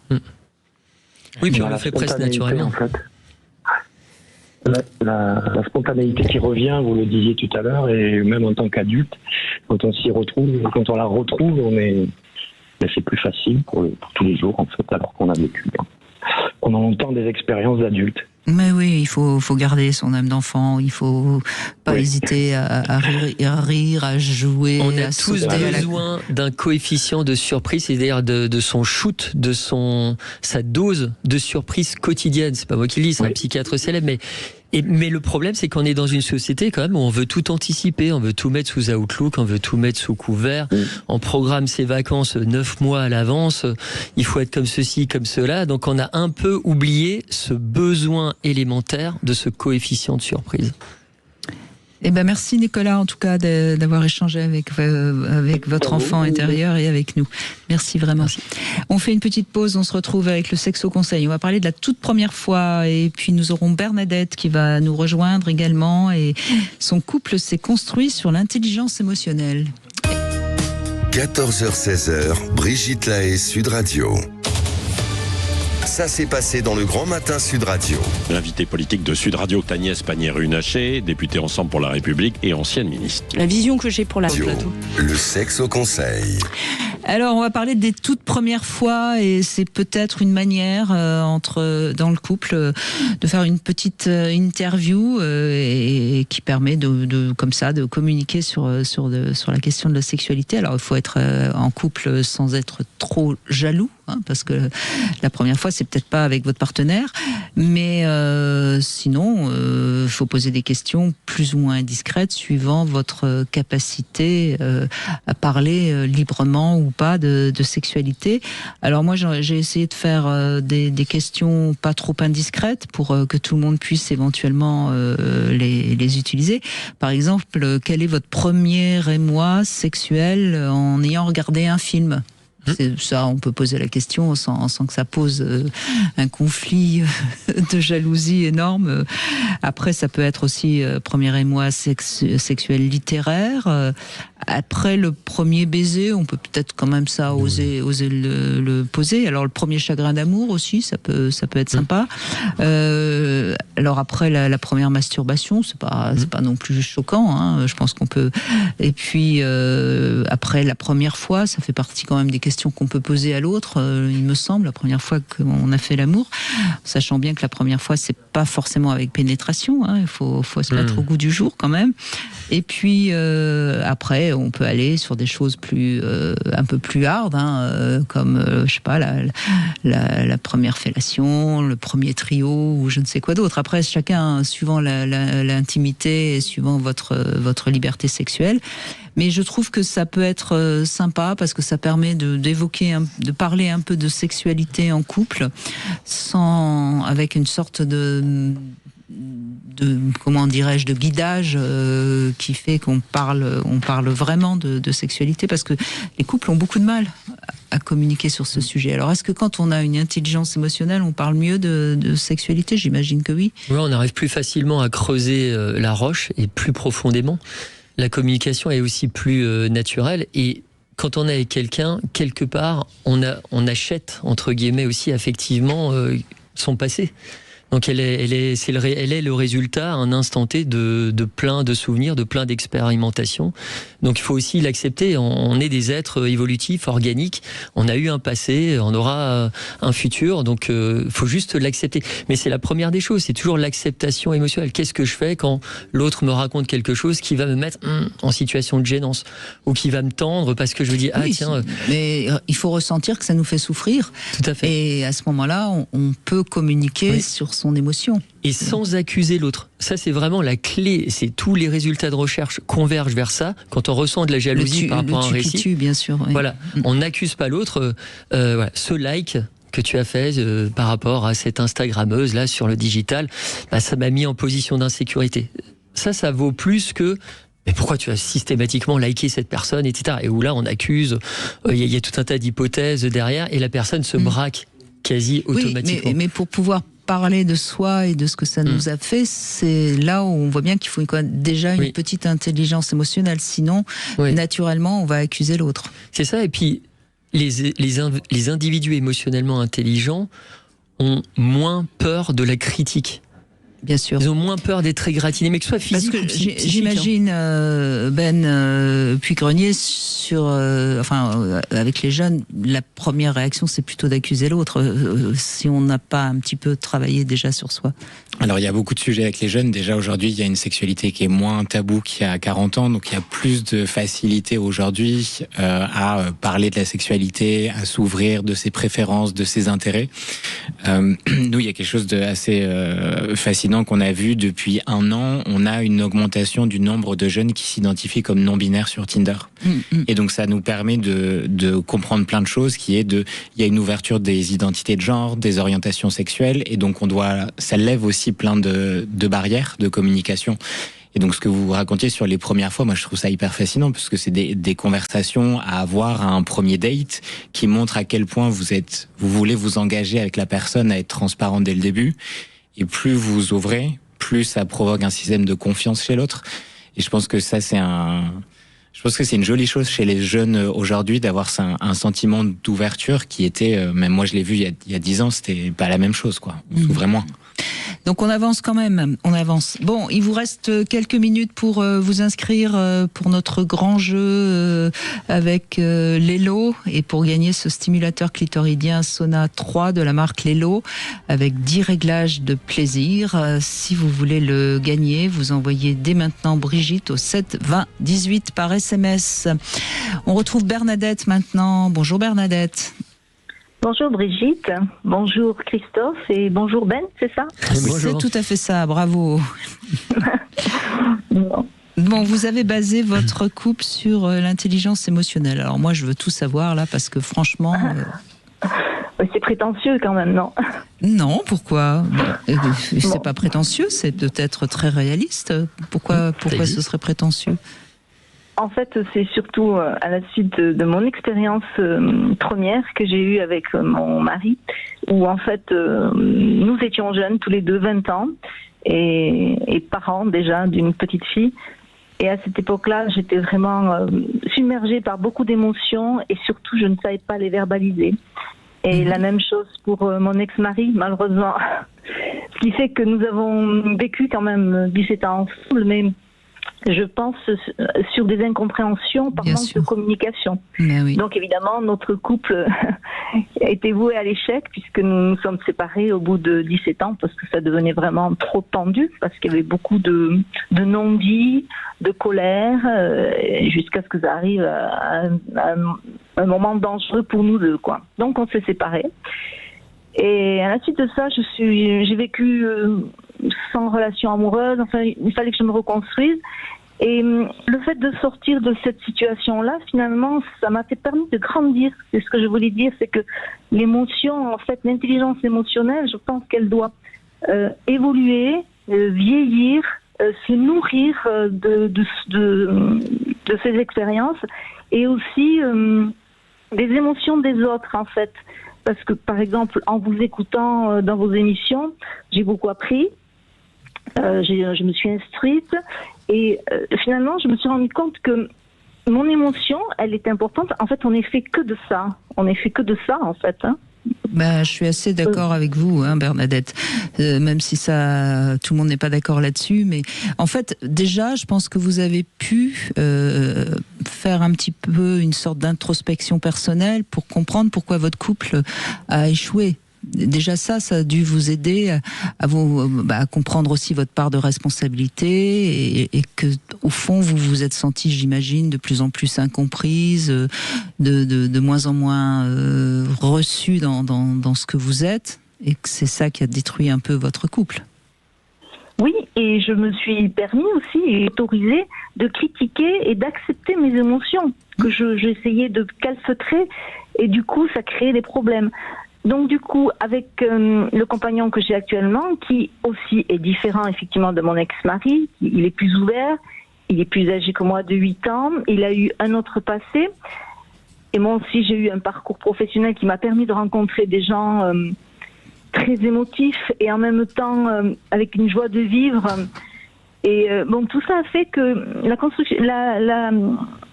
la vie que j'ai avec mon compagnon actuellement, elle est beaucoup plus riche, et mes émotions et les siennes ne se croisent pas en conflit, ça ne se termine pas en conflit, au contraire, on se grandit mutuellement.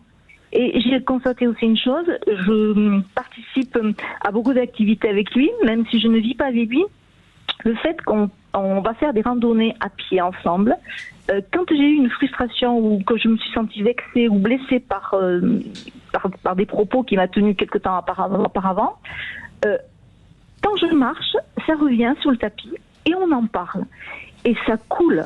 Le fait de marcher, parce que vous posez les idées, vous trouvez les mots calmement, vous êtes dans la nature, dans un environnement calme, la personne mon compagnon est réceptif parce que justement il n'est pas occupé, il travaille pas, il n'est pas devant son ordinateur, il est tout à mon écoute. Et moi pareil. Ce qui fait que je trouve que on s'apaise quoi, et on avance positivement. C'est intéressant ce que vous racontez. Moi, j'adore marcher. Je trouve qu'en effet, notre esprit vagabonde, comme on dit. Qu'est-ce que vous en pensez sur la question de justement de l'échange, de la communication en marchant, en couple, Christophe Haag, Ben? Ouais, c'est super important. Et en plus, je rajouterais une autre variable, c'est dans la nature. Et on sait qu'aujourd'hui, quand on pratique ça, même 10-15 minutes, ça permet de baisser la tension artérielle. Ça permet de baisser l'intensité colérique. Ça permet d'augmenter la production. La nature, donc, mais pourquoi? Parce qu'il n'y a pas de bruit, parce qu'on rentre en résonance avec l'oscillation des petites feuilles, avec le chant des oiseaux, parce qu'il y a effectivement... Enfin, il n'y a pas de bruit humain, mais il y a ce bruit-là de la nature qui est un bruit qui permet... Qui nous relie à l'univers, en quelque sorte. Qui nous permet juste du plus grand que nous. De baisser et de ne pas être dans ce bruit, j'allais dire, métallique de la ville, dans le bruit systématique de la parole humaine. On est sur quelque chose qui est beaucoup plus calme et on produit moins d'hormones de stress, moins de cortisol lorsqu'on commence à faire des petites balades comme ça en forêt. Donc c'est une sorte d'anxiolytique naturel à disposition et on le voit bien, d'ailleurs même dans les grandes villes. Il y a des études comme ça à Londres qui montrent que les quartiers les plus boisés, les plus verts, sont ceux où les gens consomment le moins d'antidépresseurs, le moins d'anxiolytiques, là où ils sont le plus à l'équilibre émotionnel, parce qu'il y a encore ce contact-là. Mais on est dans une société où on urbanise, on goudronne à tout va, et donc effectivement on se prive d'une certaine manière. Il faut loger les gens, c'est compliqué. C'est un vrai paradoxe. En fait, ça voudrait dire, Christophe et Ben, vous pouvez réagir, hein, bien sûr. Ça voudrait dire qu'au fond, on est encore très très proche de nos ancêtres qui vivaient à la campagne, en pleine nature, et que finalement la ville nous produit beaucoup de stress et ne nous aide pas à être intelligent émotionnellement. Alors Bernadette, vous avez compris, vous continuez à aller vous promener. Oui. Et puis de toute façon, je vis à la campagne, entourée d'animaux, et je trouve que justement, ça vous recentre. Et puis quand vous observez aussi les animaux, vous vous rendez compte qu'ils sont pleins d'émotions. Même une fleur qui va avoir le rayon de soleil sur elle, elle va s'ouvrir. Qui vous dit qu'elle n'a pas ressenti une émotion qui fait qu'elle s'ouvre au soleil? Écoutez, en tout cas, c'est bien d'avoir de l'empathie pour les fleurs, Bernadette. Moi, je trouve ça très bien. Il y a le pouvoir de la nature, mais je pense aussi qu'au-delà, peut-être pour les gens qui n'ont pas cette chance, Bernadette, d'être à la campagne, il y a aussi le fait de ne pas être sur le territoire de l'autre, surtout quand on vit séparément. C'est être à l'extérieur, c'est aussi permettre de trouver une zone d'espace où il y a l'équilibre de l'un et l'équilibre de l'autre. Et Bernadette, moi je voulais vous dire que juste quand vous parlez de votre intelligence émotionnelle, soyez extrêmement fiers parce que ce que vous avez fait, c'est un travail incroyable et je pense que vous êtes largement au-dessus de la moyenne. Donc prenez cette fierté-là. Et quand vous parlez de communication, vous allez même au-delà. Il y a des questions vous connaissez votre partenaire, vous arrivez à le comprendre, donc vous allez au-dessus de la communication. Donc bravo à vous, c'est top. Oui, enfin, c'est surtout la vie que je dois remercier parce que c'est les expériences qui m'ont permis de comprendre ça. Alors, j'ai de la chance d'être grand-mère et j'ai une petite fille qui est très, très, très émotive. Bon, en plus, évidemment, elle est émotive hormonalement, on va dire, puisqu'elle est adolescente. Et alors, ça me fait rire et en même temps, je suis heureuse de la voir vivre les choses comme ça intensément. Et en même temps, j'essaie de lui donner quelques clés pour effectivement... Mais vous lui donnez forcément beaucoup, Bernadette, parce qu'on l'entend, votre capacité à comprendre les émotions, forcément, vous la recevez. Vous la recevez pleinement et je pense que vous lui faites énormément de bien. Elle a beaucoup de chance d'avoir une grand-mère comme vous. Je crois que... Voilà, je suis tout émue. Voilà, c'est ce que j'allais dire. Je crois que Bernadette ne sait pas quoi répondre. Eh bien, c'est bien. Ça montre que votre émotion, elle est toujours à fleur de peau et on la prend pour ce qu'elle est.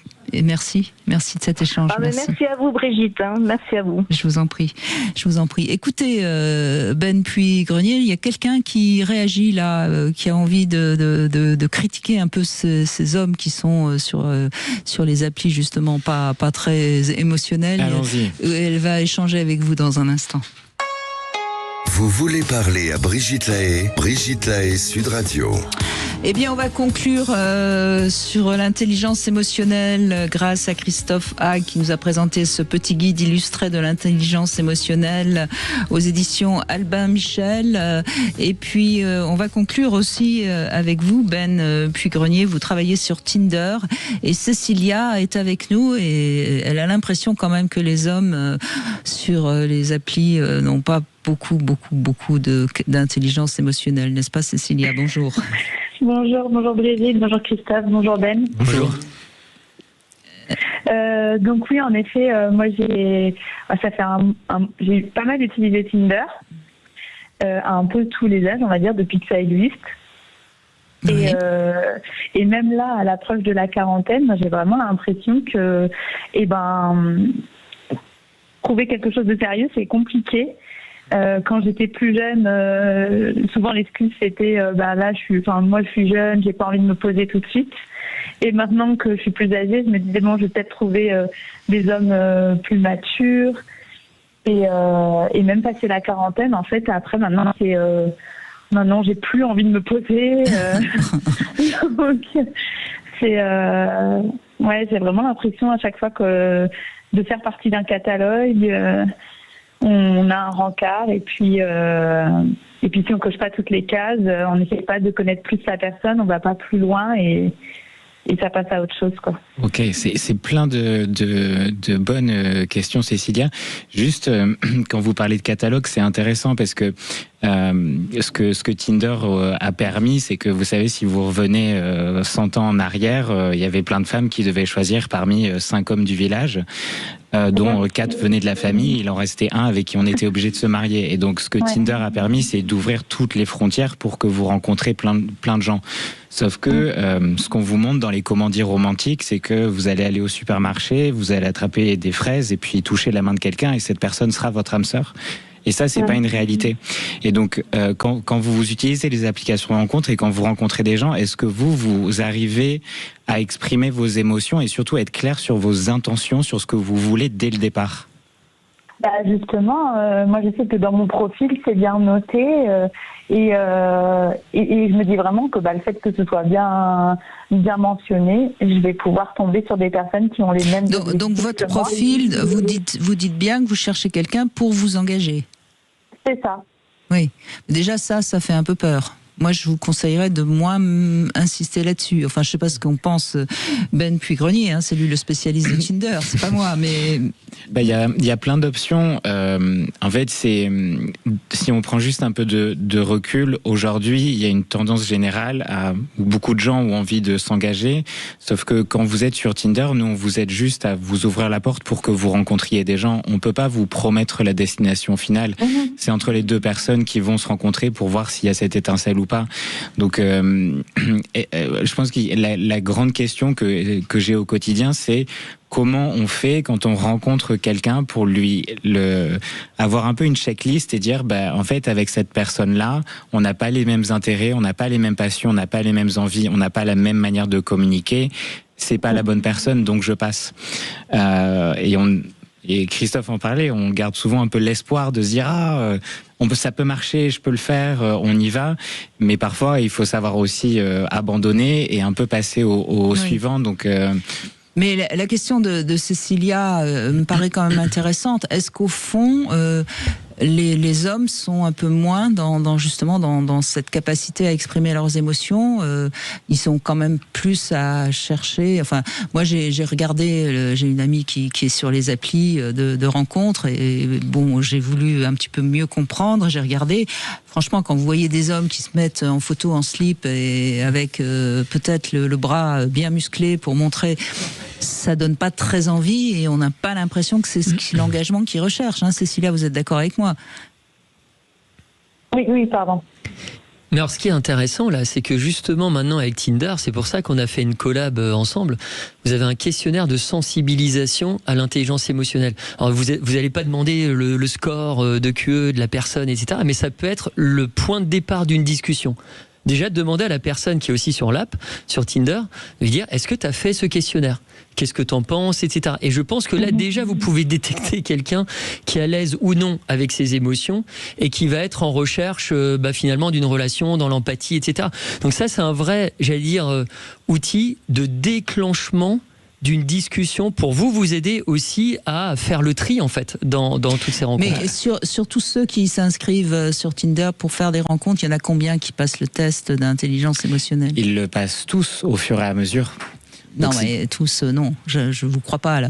Si, ils le passent tous, il est dans l'app, donc c'est à tous les membres qui vont le passer au fur et à mesure. En fait, vous recevez une notification qui vous demande de passer le test, et c'est ça notre objectif, c'est que l'idée c'est qu'on l'a rendu d'une certaine manière obligatoire à tout le monde pour forcer les gens à faire l'exercice.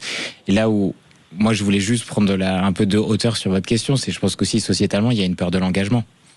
Il y a une peur de l'engagement nos jours, parce que se mettre en relation, il y a eu plein de schémas qu'on a pu voir de nos parents des générations d'avant, qui sont peut-être des schémas... Oui, il y a le contre-coup des couples divorcés, et qui fait qu'aujourd'hui, on n'y croit plus. On croit plus à la durée d'un couple, donc pourquoi s'engager ? Ça, je suis d'accord. Ouais. Donc, ce qu'il faut arriver à faire, et ça c'est mon conseil, Cécilia, c'est d'être plus exigeante et d'arriver à trouver dans votre manière de communiquer avec les personnes que vous allez rencontrer sur Tinder, de comprendre véritablement leurs émotions et de faire un tri automatique, parce que vous allez rencontrer beaucoup de gens et c'est pas un exercice qui est facile. C'est un exercice qui demande beaucoup d'estime de soi, de savoir ce qu'on veut et de savoir où on veut aller. Mais parce que je crois, Cécilia, quoi qu'on en dise, c'est encore comme ça aujourd'hui, c'est que l'homme, il a d'abord envie d'être bien avec une femme sur le plan charnel pour s'engager. Et vous, si vous demandez l'engagement avant la rencontre charnelle, vous avez tout faux, quoi. Enfin, excusez-moi, c'est un peu dur ce que je dis, mais... Je comprends tout à fait ce que vous me dites, mais après, c'est que j'ai vraiment l'impression aussi qu'il y en a, ils ne laissent pas du tout la chance au reste. En fait, ils vont faire croire qu'eux aussi sont dans la même... Évidemment que la personne que je vais rencontrer, je sais pertinemment que je vais pas forcément l'épouser, ou enfin voilà, mais qu'on se laisse une chance. Et justement, je trouve que beaucoup, une fois, c'est soit on a juste un rencard et basta, on se fait ghoster. Soit on se dit je vais tenter le coup de voir si au niveau charnel ça passe, et on se fait ghoster aussi parce qu'en fait finalement la personne qu'elle voulait c'était juste ça, et elle a joué sur le fait que il avait les mêmes ambitions que nous, alors que pas du tout. Lui, tout ce qu'il voulait c'était allez, on tirait son coup une fois. Oui, mais si vous avez l'impression, Cécilia, que en effet vous rencontrez des hommes et puis qu'une fois qu'ils vous ont sauté, pour parler un peu clairement, ils vous ghostent, c'est peut-être parce que vous n'avez pas suffisamment de capacité à décoder en face si vous avez des hommes qui s'intéressent à vous ou s'ils ont juste une envie de tirer un coup, quoi. Donc ça, c'est peut-être intéressant à ce moment-là de développer un petit peu avec un thérapeute, quelqu'un pour mieux décoder qui vous avez en face, parce que et peut-être travailler un petit peu sur votre histoire. Qu'est-ce qui fait que vous n'arrivez pas à rencontrer quelqu'un qui en vaille la peine, parce que ça veut dire qu'il y a quelque chose chez vous qui a besoin d'être élaboré, je pense. Oui, non, mais possible, oui. Parce que si vous avez bientôt 40 ans et que vous êtes toujours seul et que vous allez d'échec en échec, ça parle aussi de vous, hein. Oui. Et Cécilia aussi, je pense que je sais que c'est pas facile les applications de rencontres, ça reste un exercice, mais il faut aussi essayer de libérer la pression de la rencontre. Il faut essayer de moins d'y mettre un peu d'enjeu et de plutôt voir le côté de vous allez vous enrichir, de rencontrer de nouvelles personnes, de nouvelles passions, peut-être de nouveaux intérêts, et voir ce que ça donne. Mais parfois on a cette capacité assez humaine de, dès qu'on rencontre quelqu'un, se projeter des kilomètres de destination sur ce que les 10 prochaines années vont obtenir. Les fameuses lunettes roses. Oui. Voilà. Et ensuite on finit déçu. Mais sauf que il faut commencer jour par jour dans cette aventure-là pour comprendre où est-ce que vous avez allé.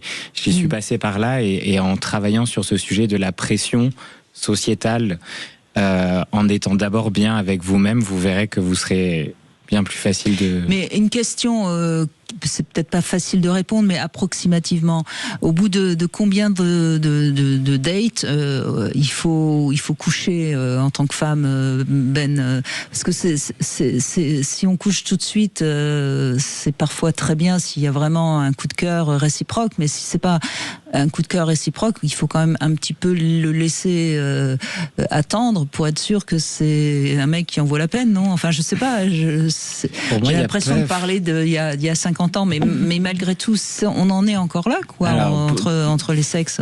Il y a pas, en fait, pour moi, il n'y a pas de règle là-dessus. À partir du moment où les relations intimes sont consenties, protégées et respectées, à partir du moment où il y a ces 3 bases-là, je vois pas le problème de se poser des questions. Est-ce que on doit avoir Je pense que vous ne comprenez pas la nature profonde des femmes, parce que je crois que Cécilia, elle n'a pas envie non plus de passer de coup en coup pour rien, quoi.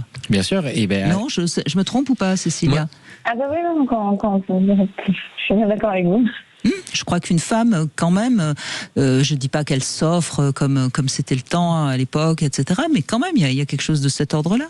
Et alors que l'homme, lui, il va jamais regretter d'avoir baisé un soir, même si ça n'aboutit à rien. Parce qu'on est encore dans cette société où il y a... On est des hommes et des femmes. Oui, mais ce que je veux dire, c'est qu'on est toujours aussi dans cette société où encore il y a un plafond d'inégalité entre les statuts relationnels des hommes qui ont le pouvoir et des femmes. Non, il y a une différence par rapport à ce qu'est la sexualité et à ce qu'est l'amour. Aussi, oui.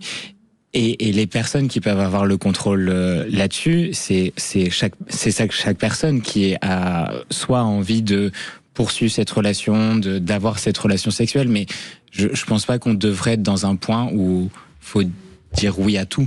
Il faut plutôt d'abord s'écouter soi-même sur ce dont on a envie. Bien sûr, et ça doit être la priorité. Bien sûr, mais je pense que merci en tout cas Cécilia d'avoir témoigné, parce que c'est vraiment un sujet actuel et on va reparler d'ailleurs avec Maxence qui était venu parler de la génération Z lundi dernier. On va le réinviter parce que c'est vrai que c'est une génération compliqué, même si ils ont beaucoup de codes, il y a quand même encore beaucoup de choses à comprendre. Je vois que vous avez envie de conclure très vite, Christophe. Je vais juste donner un conseil par rapport à ce qui a été dit.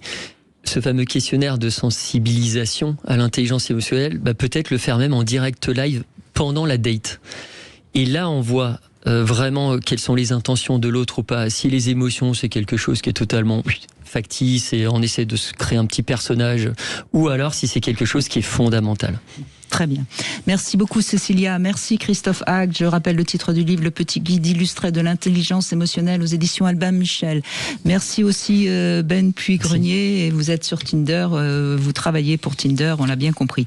Jérôme est notre gagnant, il habite à Toulouse. Il va repartir avec ce stimulateur clitoridien Lelo. Tout de suite, vous retrouvez Marie pour C'est votre avenir. Nous serons demain avec Christian Jamin et on va parler de la pilosité, pourquoi on a des poils, pourquoi on perd ses cheveux, vous saurez tout demain. Ça s'est passé dans les vraies voix Sud Radio. Et donc à cette question, un référendum pour instaurer des quotas d'immigration, bonne ou mauvaise